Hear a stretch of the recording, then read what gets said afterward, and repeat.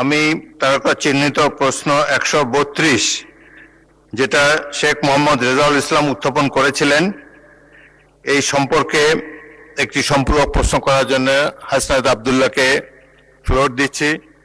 সরকারি কর্মকর্তাদের সংখ্যা কত, এটার উপরে আপনি একটি প্রশ্ন করতে পারেন। ধন্যবাদ মাননীয় স্পিকার। সম্মানিত মন্ত্রী প্রদত্ত তথ্য অনুসারে বাংলাদেশে সরকারি চাকরিজীবী কর্মকর্তা এবং কর্মচারীর সংখ্যা হচ্ছে 14,50,891টি। এই 14,50,891টি পরিবারের সর্বশেষ বেতন বৃদ্ধি হয়েছে 2015 সালে, আর বর্তমান হচ্ছে 2026 সাল।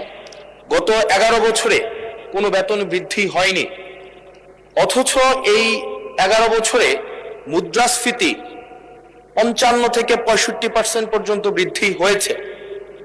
মাননীয় মন্ত্রী মহোদয়ের কাছে প্রশ্ন, এই 14,50,891টি যে পরিবার রয়েছে, প্রথম শ্রেণী থেকে চতুর্থ শ্রেণী কর্মকর্তা এবং কর্মচারীদের সরকারি তাদের বেতন বৃদ্ধির জন্য, যদি এটি আপনার মন্ত্রণালয়ের না, আপনারা অর্থ মন্ত্রণালয়ে তাদের বেতন বৃদ্ধির জন্য কোনো প্রস্তাব পাঠাবেন কিনা, এবং এই নিয়ে বর্তমানে আপনাদের প্রণীত যে নীতিটি রয়েছে সেটি আমরা জানতে চাচ্ছি।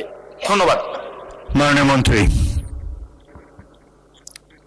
মাননীয় স্পিকার, ইতিমধ্যেই পে কমিশন গঠিত হয়েছে আমরা জানি।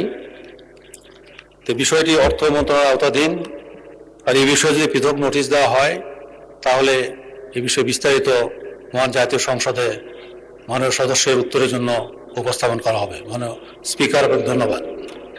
ধন্যবাদ মাননীয় মন্ত্রী। Next level, well done, side by side, free.